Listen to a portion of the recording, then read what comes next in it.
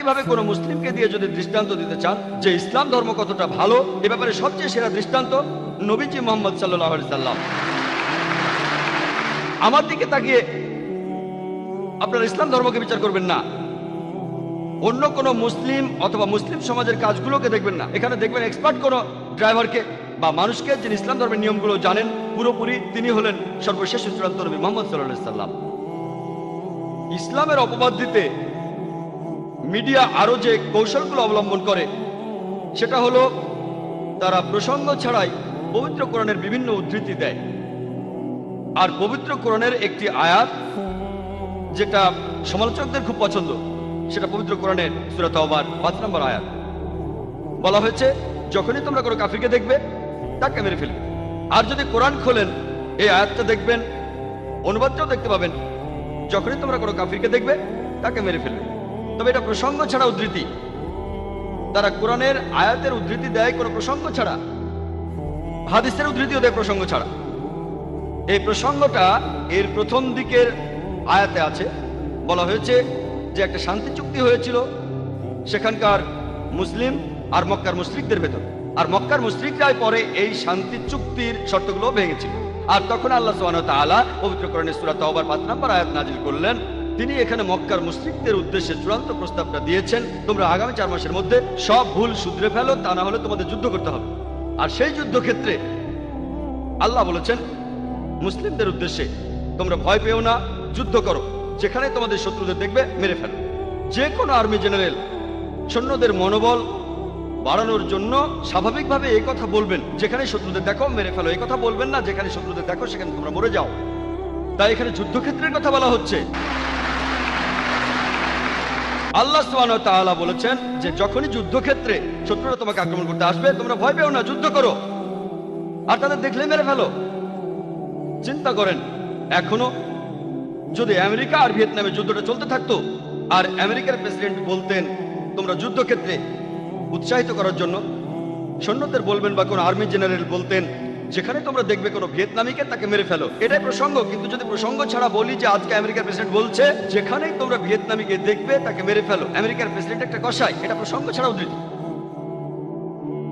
আর সব সমালোচককেই দেখেছি হয় এখানেই শেষ করে, নয়তো একটা আয়াত বাদ দিয়ে যায়।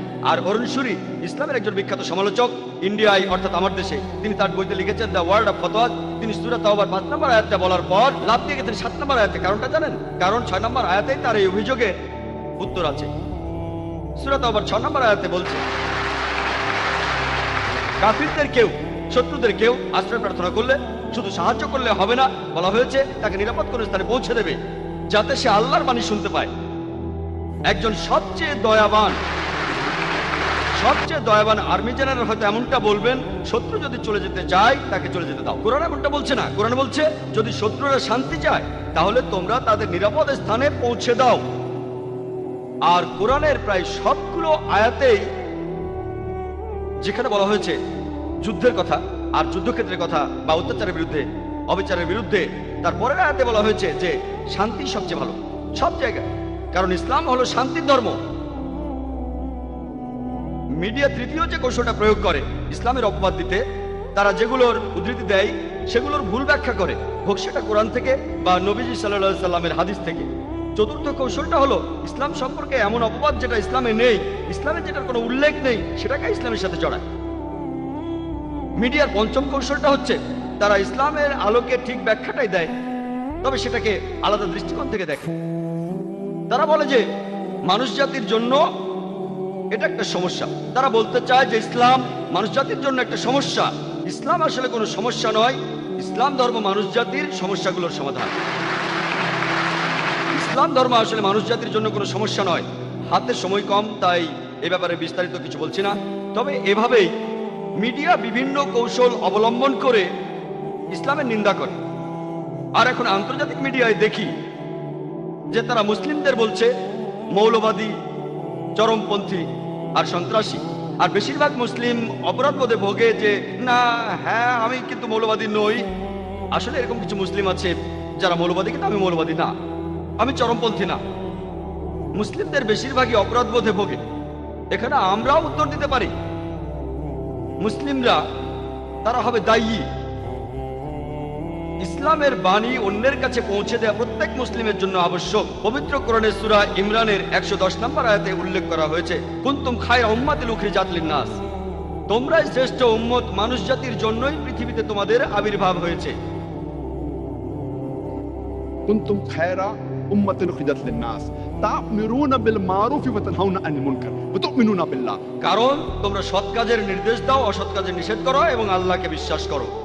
আমাদের বলা হয়েছে খায়রা উম্মাহ, মানে শ্রেষ্ঠ উম্মত, কারণ আমরা সৎ কাজের নির্দেশ দেই, অসৎ কাজে নিষেধ করি আর আল্লাহকে বিশ্বাস করি। আমরা যদি সৎ কাজের নির্দেশ না দেই, যদি অসৎ কাজে নিষেধ না করি, তাহলে আমাদের মুসলিম বলা যাবে না, তখন আমাদের বলা যাবে না খায়রা উম্মাহ। মুসলিম হিসেবে আমাদের গর্ববোধ করা উচিত। এখন আমাদের টেবিলটা উল্টে দিতে হবে। আমার মনে আছে যখন মার্শাল আর্ট শিখতাম আমার তরুণ বয়সে, কোনো তরুণী আছি মাশাআল্লাহ, যখন আমি স্কুলে পড়তাম আমরা তখন শিখতাম মার্শাল আর্টের, হোক সেটা জুডো বা জুজুৎসু, সেখানে প্রতিপক্ষের নিজের শক্তি দিয়েই তাকে ঘায়েল করা হতো, বাধা দিয়ে নয়।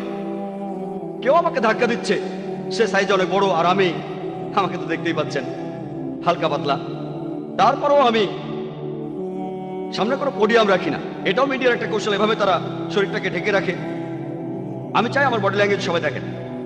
তাহলে খুব বড় সড়ো কোনো একজন লোক যদি আমাকে ধাক্কা দেয়, তাকে বাধা না দিয়ে ওই ধাক্কাকে কাজে লাগিয়ে তাকে ফেলে দিতে হবে। আর যত বড় সাইজ তত সহজে ফেলা যাবে। মিডিয়া এখন মুসলিমদেরকে বলে মৌলবাদী। এই মৌলবাদী শব্দটার অর্থ কি? মৌলবাদী শব্দটার সঠিক অর্থ হলো যে মানুষ কোনো একটা বিষয়ের মূল নীতিগুলো অনুসরণ করে থাকে। যেমন ধরুন, যদি কোনো লোক সে হতে চায় একজন বিজ্ঞানী, তাহলে তাকে বিজ্ঞানের মূল নীতিগুলো মেনে চলতে হবে। যদি সেই লোক বিজ্ঞানের ব্যাপারে মৌলবাদী না হয়, সে ভালো বিজ্ঞানী হতে পারবে না। যদি একজন লোক ভালো গণিতজ্ঞ হতে চান, তাহলে তাকে গণিতের মূলনীতিগুলো অনুসরণ করতে হবে। যদি সেই লোক গণিতের ব্যাপারে মৌলবাদী না হয়, সে ভালো গণিতজ্ঞ হতে পারবে না। আপনারা সব মৌলবাদীদের এক মাপকাঠি দিয়ে মাপতে পারবেন না যে তারা সবাই ভালো বা সবাই খারাপ। মৌলবাদীরা যে যে ক্ষেত্রে মৌলবাদী সেটা দেখেই আপনাদের তাদের বিচার করতে হবে। যেমন ধরুন, একজন লোক মৌলবাদী ডাকাত, তার কাজ ডাকাতি করা, সে সমাজের জন্য ক্ষতিকর। আর অন্যদিকে একজন লোক মৌলবাদী ডাক্তার, যে লোক হাজারো মানুষের জীবন বাঁচায়, সে সমাজের জন্য উপকারী। সব মৌলবাদীকেই এক মাপকাঠিতে মাপতে পারবেন না। আপনাকে এখানে দেখতে হবে যে সে কোন ক্ষেত্রে মৌলবাদী, তারপরে বলবেন সে ভালো না খারাপ। আমি আমার নিজের কথা বলতে পারি, আমি একজন মৌলবাদী মুসলিম, আর আমি মৌলবাদী হিসেবে নিজে গর্বিত, কারণ আমি ইসলামের মূল নীতিগুলো সব সময় অনুসরণ করার চেষ্টা করি। আর আমি জানি ইসলাম ধর্মে এমন একটা মূলনীতিও নেই যেটা সামগ্রিকভাবে মানবতার বিরুদ্ধে যায়। ইসলাম ধর্মের কিছু মূলনীতি আছে যেগুলোকে অমুসলিমরা মনে করে সেগুলো মানবতার বিরুদ্ধে, কিন্তু আপনি যদি সেই নীতিগুলো ব্যাখ্যা করে বুঝিয়ে বলেন আর বিভিন্ন পরিসংখ্যান বলেন, এমন একজন নিরপেক্ষ লোকও পাবেন না যে লোক ইসলাম ধর্মের মাত্র একটা মূলনীতি খুঁজে বের করবে যেটা সামগ্রিকভাবে মানবতার বিরুদ্ধে যায়। সেজন্য আমি একজন মৌলবাদী মুসলিম হিসেবে গর্বিত।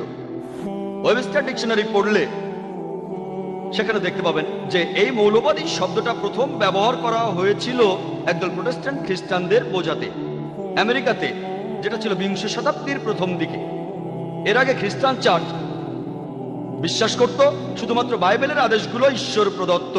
এই প্রোটেস্ট্যান্ট খ্রিস্টানরা আমেরিকাতে বিংশ শতাব্দীর প্রথম দিকে প্রতিবাদ করেছিল যে এই বাইবেলের আদেশগুলোই শুধু নয়, বাইবেলের প্রত্যেকটা শব্দ, প্রত্যেকটা অক্ষরই এসেছে ঈশ্বরের কাছ থেকে।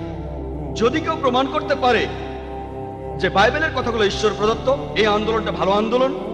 আর অন্যদিকে যদি কেউ প্রমাণ করতে পারে বাইবেলের কথাগুলো ঈশ্বর প্রদত্ত না, এই আন্দোলনটা ভালো আন্দোলন নয়। অক্সফোর্ড ডিকশনারি দেখেন, তাহলে দেখবেন যে অক্সফোর্ড ডিকশনারি অনুযায়ী সেখানে মৌলবাদী শব্দটার একটা সংজ্ঞা দেয়া আছে। বলা হয়েছে মৌলবাদী একজন ব্যক্তি যে কোনো ধর্মের প্রাচীন নিয়মগুলো কঠোরভাবে অনুসরণ করে। তবে আপনারা যদি অক্সফোর্ড ডিকশনারির নতুন সংস্করণটা দেখেন, সামান্য চেঞ্জ হয়েছে। বলা হয়েছে যে মৌলবাদী হলো একজন ব্যক্তি যে কোনো ধর্মের প্রাচীন নিয়মগুলো কঠোরভাবে অনুসরণ করে, বিশেষ করে ইসলাম। এই বিশেষ করে ইসলাম কথাটা এখন জুড়ে দেওয়া হয়েছে। যখনই আপনি মৌলবাদী শব্দটা শুনবেন, আপনি কোনো মুসলিমের কথা ভাববেন সে চরমপন্থী, সে সন্ত্রাসী। মিডিয়া বলে যে মুসলিমরা চরমপন্থী, আমি বলবো হ্যাঁ আমি চরমপন্থী, আমি চরমভাবে দয়ালু, চরমভাবে ক্ষমাশীল, আমি চরমভাবে সৎ, চরমভাবে ন্যায়বান। এতে অসুবিধা কি যদি আমি হই চরম দয়ালু, চরম ক্ষমাশীল, চরম ন্যায়বান, চরম সৎ? সমস্যাটা কোথায়? এমনটা কি কেউ আমাকে বলতে পারবেন যে চরমভাবে সৎ হওয়াটা খারাপ? এমনটা কি কেউ আমাকে বলতে পারবেন যে চরমভাবে ন্যায়বান হওয়াটা খারাপ? কোরআন বলছে তোমরা চরম ন্যায়বান হও। আমরা তো আংশিক ভাবে সৎ হব না যে এই লোক আমার বন্ধু এখানে সৎ থাকবো, ও আমার শত্রু ওখানে সৎ থাকবো না। পবিত্র কোরআনে সূরা বাকারা 208 নম্বর আয়াতে উল্লেখ করা হয়েছে উদখুলু ফিস সিলমি কাফা, ইসলামে প্রবেশ করো সর্বাত্মকভাবে। তাহলে চরমপন্থী হলে সমস্যা কোথায়? তবে আমাদের চরমপন্থী হতে হবে সঠিক পথে। আমরা অন্যায় বা ভুল পথে চরমপন্থী হব না, আমরা দয়া মায়াহীন হব না, আমরা নিষ্ঠুর হব না, তবে আমরা চরমপন্থী হব সঠিক পথে। পবিত্র কোরআন সে কথাই বলছে। দুর্ভাগ্যজনক ভাবে আমরা এখানে বলি না আমি চরমপন্থী নই, আমি মৌলবাদী নই। এই টেবিলটা আমাদের ঘুরিয়ে দেন। মুসলিমদের এখন বলা হয় সন্ত্রাসী। আমি বলি সব মুসলিমেরই সন্ত্রাসী হওয়া উচিত। সন্ত্রাসী শব্দটার অর্থ কি? সন্ত্রাসী শব্দটার অর্থ হলো যে লোক ট্রাস্ট ছড়িয়ে দেয়। যখন একজন ডাকাত পুলিশকে দেখে সে ভয় পেয়ে যায়, তাহলে এই ডাকাতের জন্য সেই পুলিশ সন্ত্রাসী। আর একইভাবে দেখবেন যখনই একজন ডাকাত বা ধর্ষণকারী বা সমাজের শত্রু লোকেরা কোনো মুসলিমকে দেখবে সে ভয় পেয়ে যাবে। আমরা সমাজের শত্রুদের সন্ত্রস্ত করে রাখবো। আর পবিত্র কোরআনে বলা আছে সূরা আনফালের 60 নম্বর আয়াতে উল্লেখ করা হয়েছে যারা সমাজের শত্রু তাদের মনে ভীতি সঞ্চার করো। আমি জানি এখনকার দিনে সন্ত্রাস শব্দটা দিয়ে বোঝানো হয় এমন কাজ যেটা সাধারণ মানুষকে সন্ত্রস্ত করে। এই দৃষ্টিকোণ থেকে কোনো মুসলিমও কখনোই কোনো নিরীহ মানুষের উপরে কোনো সন্ত্রাস চালাবে না। একজন মুসলিম এখানে বেছে বেছে সমাজের শত্রুদের সাথে এটা করতে পারেন। এখানে বেছে বেছে চোর, ডাকাত, ধর্ষক, যখনই সমাজবিরোধী লোকেরা কোনো মুসলিমকে দেখে তখনই তারা ভয় পাবে, আর তখনই পৃথিবীতে আমরা শান্তি পাবো। প্রায় দেখা যায় একটা মানুষের একটা কাজকে দুটো আলাদা আলাদা লেভেল দেয়া হয়। 60-70 বছর আগে ইন্ডিয়ার স্বাধীনতা পাওয়ার আগে আমার দেশ ইন্ডিয়া, ব্রিটিশরা তখন শাসন করত। অনেক ইন্ডিয়ানই ছিল তখন, তারা ইন্ডিয়ার স্বাধীনতার জন্য যুদ্ধ করত। এই লোকগুলোকে ব্রিটিশ সরকার তখন বলতো সন্ত্রাসী। কিন্তু সাধারণ ইন্ডিয়ানরা আমরা তাদের বলি ফ্রিডম ফাইটার, দেশপ্রেমিক। একই লোক, একই কাজ, কিন্তু আলাদা দুটো লেভেল। আপনারা যদি ব্রিটিশ সরকারের সাথে একমত হন যে ইন্ডিয়াকে শাসন করার অধিকার তাদের আছে, তাহলে আপনি ওই লোকগুলোকে বলবেন সন্ত্রাসী। কিন্তু আপনি যদি সাধারণ ইন্ডিয়ানদের সাথে একমত হন যে ব্রিটিশরা ইন্ডিয়াতে এসেছে ব্যবসা করার জন্য, আমাদের শাসন করার অধিকার তাদের নেই, তাহলে আপনি এই লোকগুলোকে বলবেন দেশপ্রেমিক, ফ্রিডম ফাইটার। একই লোক, একই কাজ, কিন্তু দুটো আলাদা লেভেল। আর এরকম উদাহরণ আপনারা পৃথিবীর ইতিহাসে অনেক খুঁজে পাবেন। একজন দায়ী বুঝবেন এমন অনেক দৃষ্টান্ত থাকলে যে কোনটা কোথায় ব্যবহার করতে হবে, যাতে করে লোকেরা বুঝতে পারে। কারণ সূরা ইমরানের 64 নম্বর আয়াতে উল্লেখ করা হয়েছে তাআলাউ ইলা কালিমাতিন সাওয়াইন বাইনা ওয়া বাইনাকুম, এসো সেই কথায় যা তোমাদের এবং আমাদের মধ্যে এক। যখন ইন্ডিয়ানরা মুসলিমদের সন্ত্রাসী বলে অভিহিত করে তখন আমি এই ব্যাখ্যাটা দেই, তখন তারা ভালোভাবেই বুঝতে পারে। 2 মাস আগে আমি ইংল্যান্ডে ছিলাম, সেই বোম ব্লাস্টের পরে, 7 জুলাইয়ের পরে। একটা কনফারেন্সে আমি লেকচার দিয়েছিলাম। টনি প্লেয়ার সেখানে আসার কথা ছিল, কিন্তু তিনি শেষে আসতে পারেন নাই। তবে চিফ অফ পুলিশ সেখানে ছিলেন, মেয়রও ছিলেন। সেখানেও আমি উদাহরণ দিয়েছি, তবে সেটা ছিল অন্যরকম। বলেছিলাম অষ্টাদশ শতাব্দীর শেষ দিকে আমেরিকায় স্বাধীনতা যুদ্ধ হচ্ছিল। তখন ব্রিটিশরা আমেরিকা শাসন করত। অনেক আমেরিকানই স্বাধীনতার জন্য যুদ্ধ করছিল। 1776 সালে তারা স্বাধীনতা লাভ করে। আর তখনকার উচ্চপদস্থ নেতা Benjamin Franklin, George Washington, British সরকার তখন তাদের বলতো 1 নম্বর সন্ত্রাসী। যে লোক ছিল 1 নম্বর সন্ত্রাসী, জর্জ ওয়াশিংটন, পরবর্তীতে তিনি হলেন ইউএস এর প্রেসিডেন্ট। চিন্তা করেন, সন্ত্রাসী 1 নম্বর, পরে হলেন আমেরিকার প্রেসিডেন্ট। আর তিনি হলেন আমেরিকার প্রথম প্রেসিডেন্ট যাকে সবাই শ্রদ্ধা করেন, এমনকি জর্জ বুশও।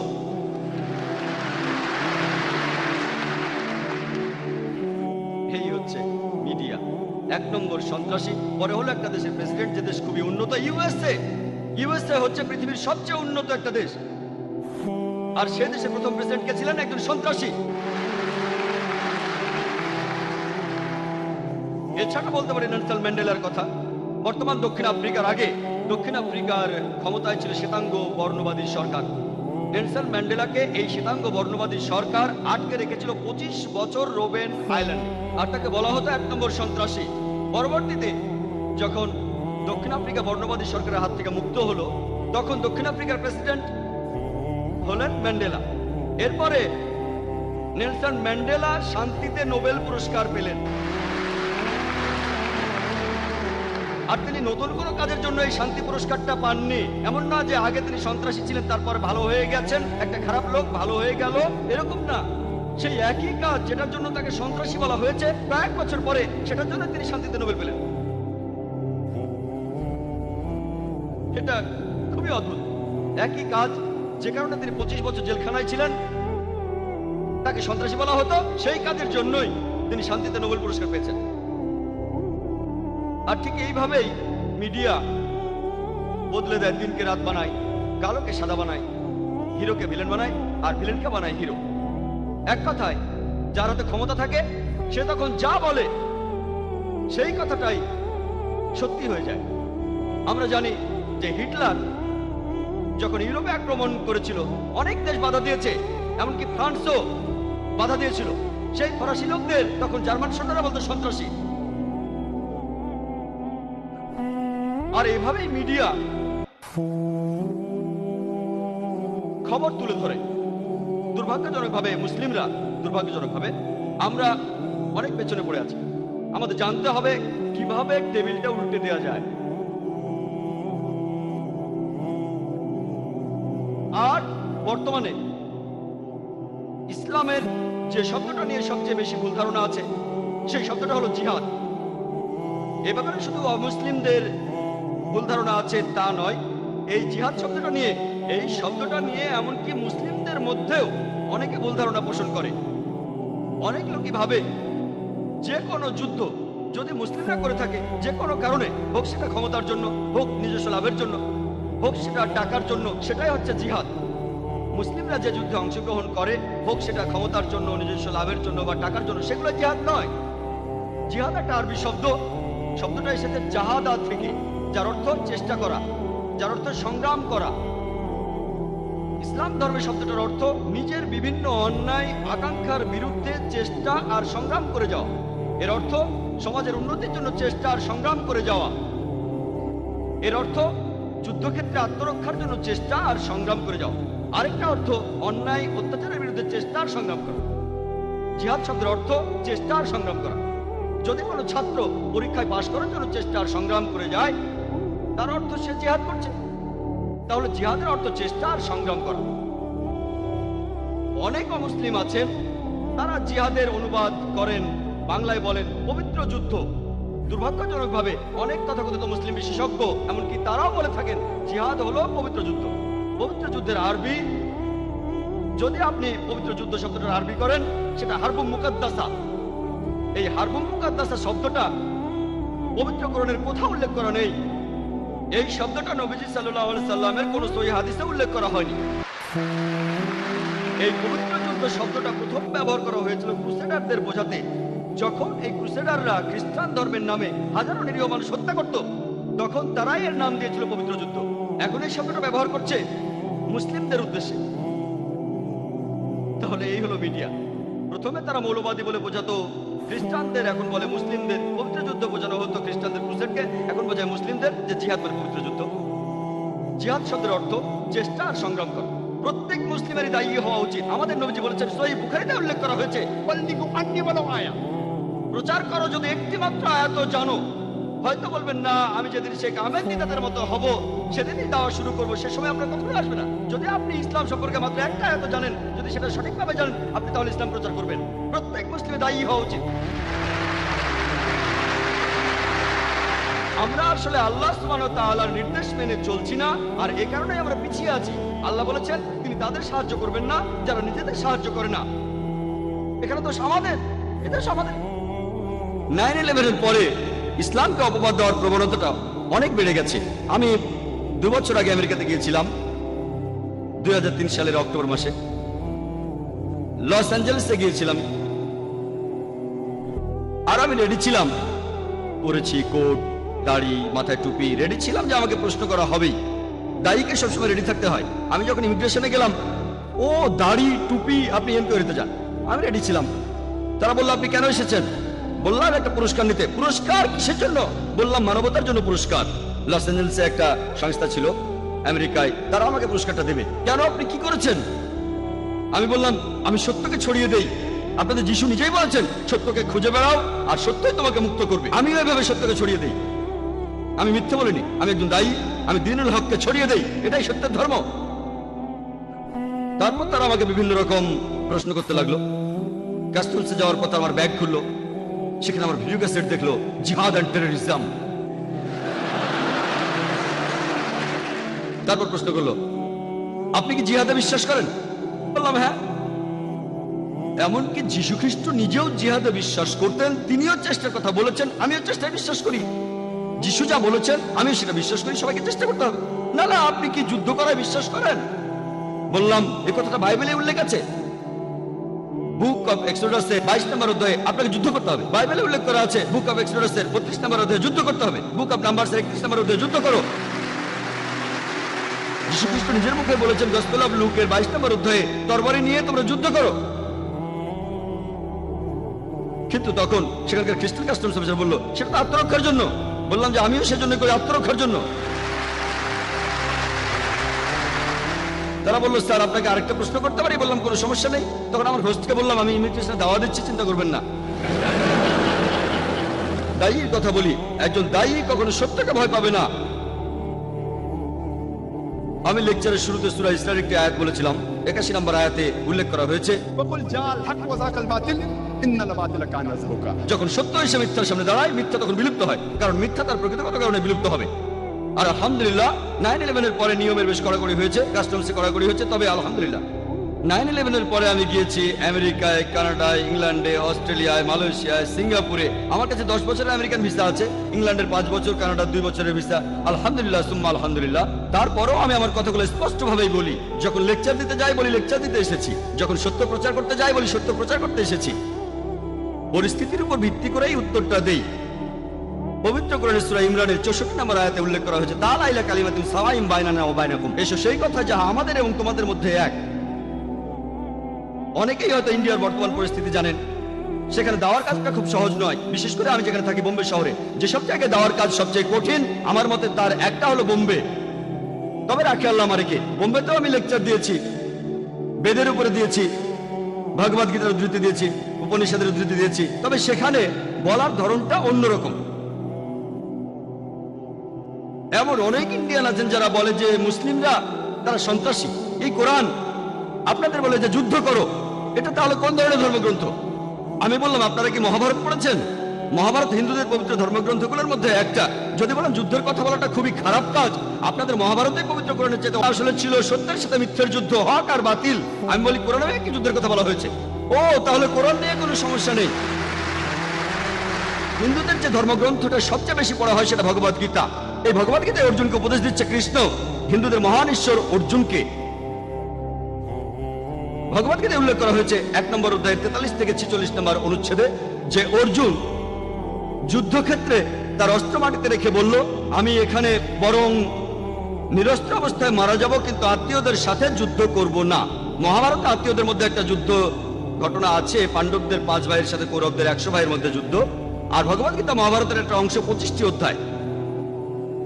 কৃষ্ণ তখন অর্জুনকে বললেন, ভগবদ গীতার প্রথম অধ্যায় 43 থেকে 46 অনুচ্ছেদে, অর্জুন নিরস্ত্র অবস্থায় মরতে চায় কিন্তু আত্মীয়দের সাথে যুদ্ধ করবে না।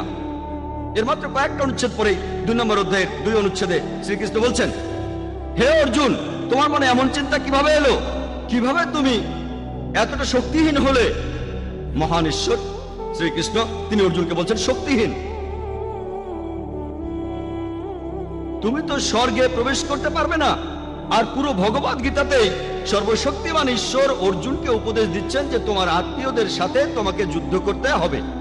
এরপর আরো আছে ভগবদ গীতা 2 নম্বর অধ্যায়ের 31 থেকে 33 অনুচ্ছেদে, হে অর্জুন, তুমি একজন ক্ষত্রিয়, ধর্মের পক্ষ নিয়ে যুদ্ধ করা সেটা হচ্ছে তোমার দায়িত্ব। যদি যুদ্ধ না করো তাহলে পাপ হবে, যদি যুদ্ধ করো তাহলে তুমি স্বর্গে প্রবেশ করতে পারবে। আর সেই ক্ষত্রিয়রাই ভাগ্যবান যারা যুদ্ধ করার সুযোগ পায়।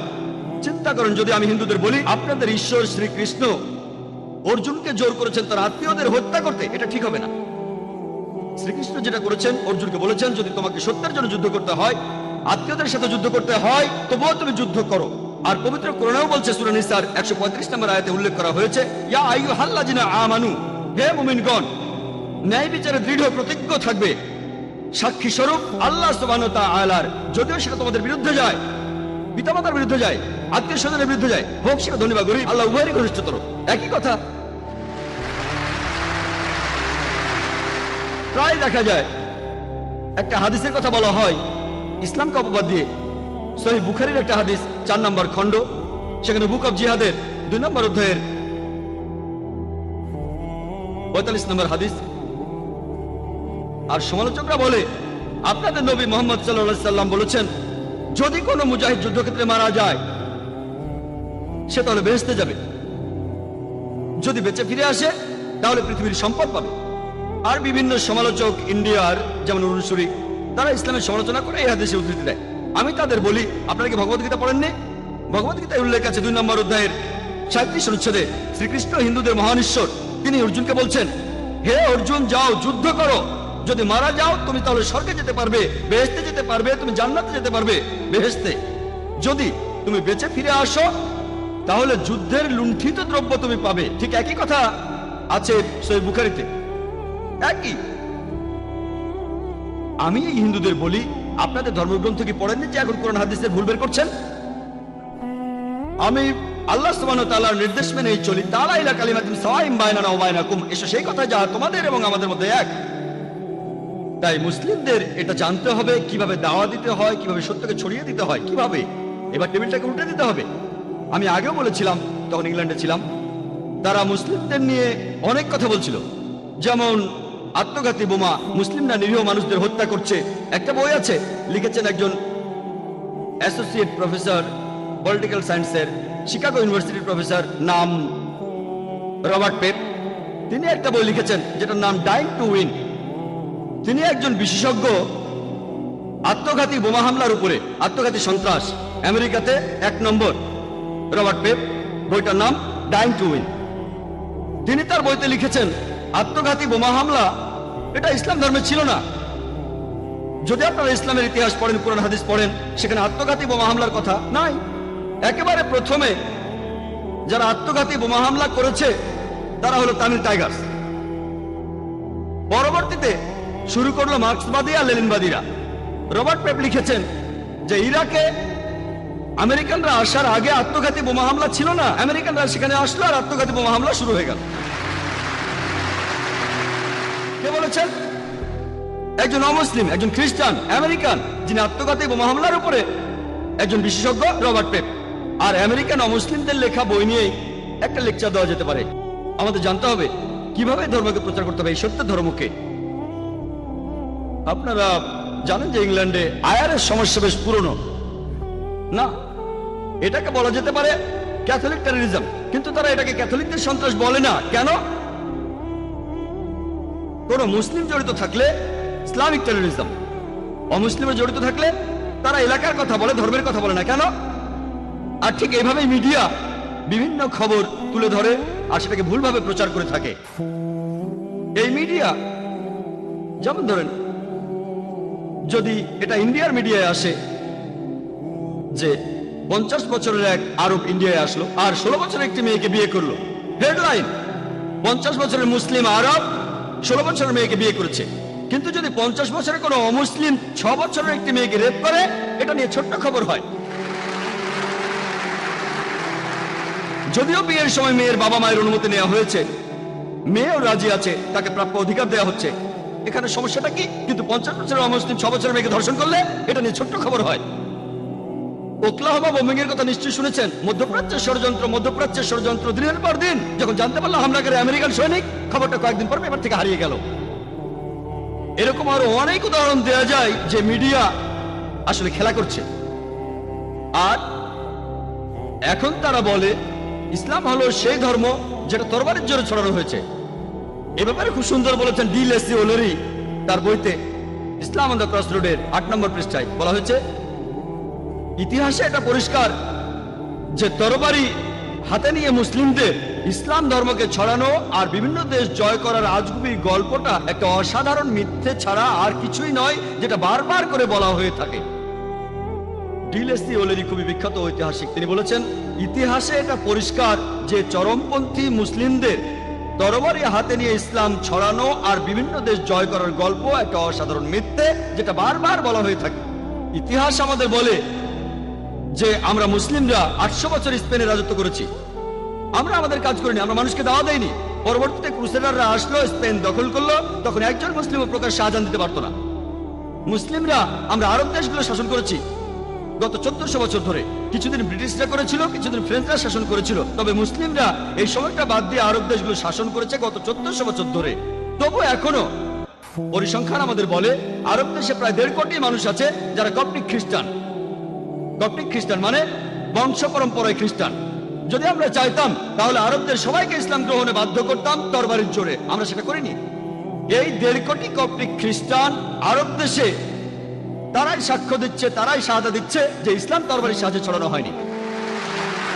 মুসলিমরা ইন্ডিয়া শাসন করেছে প্রায় 1000 বছর। বর্তমানে ইন্ডিয়ায় 80%-এরও বেশি মানুষ অমুসলিম। আমরা যদি চাইতাম তাহলে প্রত্যেক ইন্ডিয়ানকে তরবারি দিয়ে ইসলাম গ্রহণে বাধ্য করতাম, আমরা সেটা করিনি, ইসলাম সে অনুমতি দেয়নি। ইন্ডিয়ার এই 80% অমুসলিম সাক্ষ্য দিচ্ছে, শাহাদা দিচ্ছে যে ইসলাম তরবারির মাধ্যমে ছড়ানো হয়নি। কোন মুসলিম আর্মি আফ্রিকার পূর্ব উপকূলে গিয়েছিল? কোন মুসলিম আর্মি ইন্দোনেশিয়ায় গিয়েছিল, যে দেশে মুসলিমদের সংখ্যা সবচেয়ে বেশি? কোন মুসলিম আর্মি গিয়েছিল মালয়েশিয়ায়, যেখানে 50%-এর বেশি মুসলিম? কোন মুসলিম আর্মি? কোন তরবারি? এটা হলো বুদ্ধির তরবারি। পবিত্র কোরআনে আছে, সূরা নাহালের 125 নম্বর আয়াতে উল্লেখ করা হয়েছে, উদু ইলা সাবিলি রাব্বিকা বিল হিকমা ওয়াল মাউযিজাতিল হাসানা ওয়াজাদিলহুম বিল্লাতি আহসান। প্রতিপালকের পথে মানুষকে আহ্বান করো হিকমত ও সদুপদেশ দ্বারা, এবং তাদের সাথে তর্ক করো আর তাদের যুক্তি দেখাও সবচেয়ে উত্তম ও গ্রহণযোগ্য পন্থায়। একবার একটা আর্টিকেল ছাপা হয়েছিল রিডার্স ডাইজেস্ট অ্যালবাইনা কেয়ার বুকে 1984 সালে। এটা পরে প্লেন ট্রুথ ম্যাগাজিনও ছাপা হয়েছিল। একটা জরিপ চালানো হয়েছিল প্রধান ধর্মগুলোর অনুসারীদের নিয়ে। মোট 50 বছরের হিসাব সেখানে ছিল 1934 সাল থেকে 1984 সাল পর্যন্ত। আর যে ধর্মের অনুসারীদের সঙ্গে সবচেয়ে বেশি হারে বেড়েছে সেটা হলো ইসলাম, 235%। খ্রিস্টান ধর্ম মাত্র 47%। এবার আমি প্রশ্ন করি, এই 50 বছরের মধ্যে এমন কোন যুদ্ধ হয়েছিল 1934 সাল থেকে 1984 সালের মধ্যে, যে কারণে লক্ষ লক্ষ মানুষ ইসলাম গ্রহণ করছে? কোন যুদ্ধ? কোন যুদ্ধ? আজকে পৃথিবীতে ইসলামের প্রসার সবচেয়ে বেশি হারে বাড়ছে। আমেরিকায় যে ধর্মের প্রসার সবচেয়ে বেশি সেটা ইসলাম, ইউরোপে যে ধর্মের প্রসার সবচেয়ে বেশি সেটা ইসলাম। আমার প্রশ্ন, কে এই আমেরিকানদের, কে ইউরোপিয়ানদের তরবারির মুখে ইসলাম গ্রহণ করতে বাধ্য করছে? 9/11-এর আগে ইসলামের নামে মিডিয়া যে অপবাদ দিত সেটা হলো ইসলাম ধর্ম নারীদের কোনো অধিকার দেয় না। আপনারা জানেন, যেসব মানুষ ইসলাম গ্রহণ করে, আমেরিকা আর ইউরোপের মানুষ সহ যেসব অমুসলিম ইসলাম গ্রহণ করে, তাদের 2/3 নারী। যদি ইসলাম নারীদের অসম্মান করে, তাহলে কেন এই আমেরিকান মহিলারা, কেন এই ইউরোপিয়ান মহিলারা ইসলাম গ্রহণ করছে? কেন? মিডিয়া বলছে ইসলাম নাকি নারীদের ছোট করে, তাহলে কেন এই আমেরিকান ইউরোপিয়ান মহিলারা ইসলাম গ্রহণ করছে? কারণ ইসলাম মানুষের বিভিন্ন সমস্যার সমাধান দিতে পারে, বিশেষ করে নারীদের জন্য। তারা ইসলামের নিরাপত্তা খুঁজে পায়। ইয়োহান রেডলির নাম শুনেছেন? তিনি গিয়েছিলেন আফগানিস্তানে স্পাইং করতে তালিবানদের উপরে, সেখানে ধরা পড়ে 7 দিন ছিলেন। যখন ফিরে এলেন তিনি তাদের উপর মুগ্ধ। এখানে সময় কম তাই বিস্তারিত বলছি না, অনেকে হয়তো জানেন তিনি কোরআন পড়ার পরে ইসলাম গ্রহণ করেছেন। লোকে প্রশ্ন করেছে তালিবানরা কেমন ব্যবহার করেছে, আমাকে তারা অতিথির মতোই আপ্যায়ন করেছে, তারা যথেষ্ট সম্মান করেছে। তিনি বলেন তার সাথে খুবই ভদ্র ব্যবহার করেছে, তার মনোভাব বদলে গেছে। এখন তিনি ইসলাম গ্রহণ করে হিজাব পালন করেন। একজন ব্রিটিশ রিপোর্টার সেখানে গিয়েছিলেন মুসলিমদের বিরুদ্ধে লেখার জন্য, তিনিও ইসলাম গ্রহণ করেছেন আলহামদুলিল্লাহ। আর 9/11-এর পরে যখনই আমি আমেরিকা অথবা ইউরোপে যাই, আগের চাইতে অনেক বেশি অমুসলিম আমার লেকচার শুনতে আসে। তারা আমেরিকান, তারা ইউরোপিয়ান, সবাই আসে। পবিত্র কোরআনে আছে, সূরা ইমরানের 54 নম্বর আয়াতে উল্লেখ করা হয়েছে যে মাকারু মাকারাল্লাহু ওয়াল্লাহু খায়রুল মাকিরিন। আর তারা চক্রান্ত করেছিল, আল্লাহ কৌশল করেছিলেন, আল্লাহ সর্বশ্রেষ্ঠ কৌশলী। 9/11-এর পরে মাত্র 9 মাসের মধ্যে শুধুমাত্র আমেরিকায় 34,000 মানুষ ইসলাম গ্রহণ করেছে। ইয়োহান রেডলির কথা অনুযায়ী 9/11-এর 9-10 মাস পরে 20,000 ইউরোপিয়ান ইসলাম গ্রহণ করেছে। তারা যতই আক্রমণ করছে, ইসলাম ততই উপরে উঠে যাচ্ছে। কিন্তু আমরা কিছু করছি না, আমাদের কারণে এসব হচ্ছে না, আমরা দায়িত্ব পালন করছি না। আল্লাহ প্রতিশ্রুতি দিয়েছেন কোরআনে, সব মিলিয়ে মোট 3টি আলাদা জায়গায়। সূরা সাফের 9 নম্বর আয়াতে উল্লেখ করা হয়েছে, সূরা তাওবা 33 নম্বর আয়াতে উল্লেখ করা হয়েছে, এবং পবিত্র কোরআনে সূরা ফাতার 28 নম্বর আয়াতে বলা হয়েছে, هو الذي أرسل رسوله بالهدى والدين الحق ليظهره على الدين كله। আল্লাহ তার রাসূলকে পাঠিয়েছেন পথ নির্দেশক এবং সত্যের দিন সহ, যাতে করে এটা অন্য সমস্ত দিনের উপরে থাকে, অন্য সব দিন দর্শনের উপরে থাকে। ইসলাম অন্য সব ধর্মের উপরে অবস্থান করবে। এই শান্তি ধর্মটা, এই সত্যের ধর্মটা অন্য সব জীবন দর্শনের উপরে থাকবে। আর সাক্ষী হিসেবে আল্লাহ যথেষ্ট। এটা হয়তো অমুসলিমরা অপছন্দ করবে, এটা হয়তো মুসলিমরা অপছন্দ করবে, ইসলাম অন্য সব ধর্মের উপরে অবস্থান করবে। ইসলাম প্রচারের জন্য আমাদের কোনো দরকার নেই আল্লাহর, আমাদেরকে আল্লাহর কোনো প্রয়োজন নেই। আল্লাহ নিজেই তার দিনকে সমুন্নত রাখবেন। তিনি আমাদের একটা সুযোগ দিয়েছেন আমাদের দায়িত্ব পালন করার আর তার কাছে পুরস্কার পাওয়ার। তিনি আমাদেরকে দাওয়া দেওয়ার একটা সুযোগ দিয়েছেন। এই সত্যের ধর্ম টিকে থাকবে, এই দ্বীনুল হক, এই সত্যের ধর্ম, এই শান্তির ধর্ম অবশ্যই টিকে থাকবে। একটা বেশ সুন্দর কথা বলেছিলেন অ্যাডাম পিয়ারসন। তিনি বলেছেন, যারা ভয় পায় যে একদিন পারমাণবিক বোমা হয়তোবা আরবদের হাতে চলে যাবে, তারা এটা বুঝতে পারে না যে ইসলামের আসল বোমাটা অনেক আগে পৃথিবীতে পড়ে গেছে। বোমাটা পড়েছে যেদিন নবী মুহাম্মদ সাল্লাল্লাহু আলাইহি ওয়াসাল্লাম জন্ম নিয়েছিলেন। মিডিয়া ইসলামের বিরুদ্ধে কি বলে? আমরা সব ধরনের মিডিয়াকে এক ঝলক দেখব। প্রথমে আসুন প্রিন্ট মিডিয়া দেখি। টাইম ম্যাগাজিনে একটা আর্টিকেল ছাপা হয়েছিল 1979 সালের 16 এপ্রিলের কথা।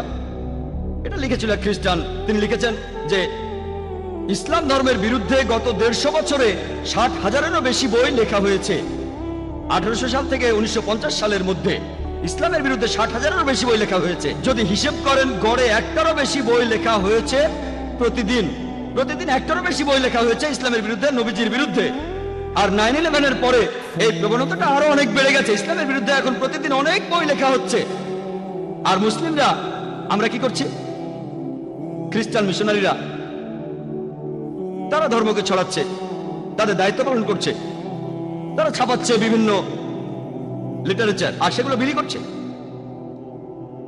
আমাদের এখানেও একটা স্যাম্পল আছে। এই যে প্রশ্ন করেছিলাম এক আরব শেখকে প্লেনে যাওয়ার সময় যে এটা কি, তিনি বললেন আল্লাহ মুহাম্মদ। কিন্তু যদি একটু খেয়াল করে পড়েন, এটা আল্লাহ মুহাম্মদ না, এটা হলো আসলে আল্লাহ মুহাব্বা, যার অর্থ ঈশ্বরী প্রেম। এটা আসলে বাইবেলের একটা উদ্ধৃতি, ফার্স্ট এপিস্টল অফ জন 4 নম্বর অধ্যায়ের 16 অনুচ্ছেদ। ঈশ্বরী প্রেম। তারপর বলা হয়েছে যে প্রেম নিয়ে বসবাস করে সে ঈশ্বরের সাথে থাকে, ঈশ্বর তার ভেতরে থাকেন। বাইবেলের একটা অনুচ্ছেদ। এটা যদি মুসলিমদের দেই, বেশিরভাগ মুসলিম কি করবে? চুমু দিয়ে পকেটে রেখে দেবে। যখনই তারা আরবি দেখে, আল্লাহর কালাম পকেটে চলে যায়। ইন্ডিয়া, পাকিস্তান বা অন্যান্য অনারব দেশের মুসলিমরা যদি আরবিতে লেখা কিছু দেখে, তখন সেটাকে চুমু খেয়ে পকেটে রেখে দেয়, যেন সেটা আল্লাহর কালাম। আসলে ঘরের ভিতরে সাপ। এমন অনেক পোস্টার আছে, এখানে সবগুলোর ব্যাপারে বলছি না। যখন তারা পড়ে ও রাব্বানা, যখন রাব্বানা শব্দটা দেখলেন তারপরে থাকবে আতিনা ফিদ দুনিয়া হাসানাতাও, আমরা বসত। এটা কিন্তু রাব্বানা নয়, এটা আব্বানা, এটা পিতা যিনি স্বর্গে থাকেন, তার রাজ্য পৃথিবীতে প্রতিষ্ঠিত হবে। এটা বাইবেলের একটা অনুচ্ছেদ। তারা এগুলো মুসলিমদের মাঝে বিলি করে, আর আমরা খুব রংচঙে, এটা তো ফটোকপি 4 কালারে ছাপানো, খুব সুন্দর, সেটা নিয়ে বাড়ি চলে যাবেন। এভাবেই প্রতারিত হচ্ছেন। তারা প্রতারণার মাধ্যমে আমাদের ঘরে ঢুকছে। আমি একটা লেকচার দিয়েছিলাম খ্রিস্টান ধর্ম প্রচারকদের প্রতারণা। সময় কম, তাই এখানে বিস্তারিত বলতে পারছি না। এর প্রত্যেকটা বিষয় নিয়ে ঘন্টার পর ঘন্টা লেকচার দেওয়া যায়। আর আমি যেহেতু এমন অনেক খ্রিস্টান প্রতিষ্ঠানের সাবস্ক্রাইবার, আমি খুব সুন্দর ক্যালেন্ডার পাই। একবার একজন আলেম আমার বাসায় আসলেন যিনি আরবি জানেন। বললাম ক্যালেন্ডারটা কেমন? ও খুব সুন্দর ক্যালেন্ডার, আমি কি বাসায় নিয়ে যেতে পারি? বললাম নিয়ে যান। তিনি সেটাকে কয়েক সপ্তাহ রাখলেন। একদিন তাকে বললাম ক্যালেন্ডারটা আপনার কাছে কেমন লেগেছে? খুবই সুন্দর জাকির ভাই। আমি বললাম ওটা নিয়ে আসেন। সে বললো কেন? আমি বললাম ওটা নিয়ে আসেন, এবার ভালো করে পড়ে দেখেন। তখন তিনি বুঝলেন যে বাইবেলের কথা আরবিতে লেখা। খ্রিস্টানরা এখন বাইবেল লিখছে অন্যান্য ধর্মের সাথে সাদৃশ্য রেখে। আর বাইবেল পড়ে দেখেন, লেখা আছে বিসমিল্লাহির রহমানির রহিম। তারা কোরআনের আয়াত ধার করছে, তারপর সামান্য বদলে দিয়ে আরবদের হাতে তুলে দিচ্ছে। তারাও ভাবছে এটা কোরআনের অংশ, আসলে সেটা কিন্তু বাইবেল। তারাই কৌশল অবলম্বন করছে। কিতাবুল মুকাদ্দাস। আমি আগেও বলেছি, এখানে সংক্ষেপেই বলি, আমরা মুসলিমরা কি করছি? আমি ইন্ডিয়া থেকে এসেছি। আমার দেশের জনসংখ্যা 100 কোটিরও বেশি, আর তাদের মধ্যে নিশ্চিতভাবে বলা যায় 16 কোটি থেকে 18 কোটি মানুষ হচ্ছে মুসলিম। সেখানে অনেক মুসলিম ম্যাগাজিন আছে দাওয়া দেওয়ার জন্য ইত্যাদি। ইন্ডিয়াতে এই ম্যাগাজিনের কতগুলো কপি ছাপানো হয়? কতগুলো? 4000, 5000, 8000। 1 নম্বর ইংরেজি দেওয়া ম্যাগাজিন ইসলামিক ভয়েস 15,000। আমি কয়েক বছর আগে আমেরিকায় গিয়েছিলাম, এবারের আগে আরেকবার গিয়েছিলাম, একটা সার্ভে করেছিলাম। সবচেয়ে বেশি যে ম্যাগাজিনটা চলে দাওয়া ম্যাগাজিন বের করে ইসমা দ্য মেসেজ, 50,000। আপনারা জানেন খ্রিস্টান ধর্মে ছোট একটা কাল্ট আছে, এদের নাম জেহোভাস উইটনেসেস। আলাদা, এরা মূলধারার খ্রিস্টান না। তারা একটা ম্যাগাজিন ছাপায় যেটার নাম হলো ওয়াচ টাওয়ার। কত কপি ছাপানো হয় জানেন? মাসে কত কপি ছাপানো হয় আপনারা কি কেউ বলতে পারবেন? আমাদের পত্রিকা আমেরিকায় খুব বেশি হলে 50,000। তারা কতগুলো কপি ছাপায় কেউ বলতে পারবেন? কোনো পয়সা দিতে হবে না। কেউ বলবেন কত? 10 লক্ষ। হ্যাঁ, 10 লক্ষ। 10 লক্ষ, ডাইরেক্ট 10 লক্ষ। আর কেউ বলবেন 50,000। 50,000, 5 লক্ষ। 5 লক্ষ, 50 লক্ষ। 50 লক্ষ, 50 লক্ষ, 1 লক্ষ। 1 লক্ষ, 1 লক্ষ। আমি বলি কত কপি? 2,08,30,000 কপি। আমরা এতগুলো ছাপাতেও পারি না, কল্পনাও করতে পারি না। কোনো কথা কল্পনাও করতে পারি না।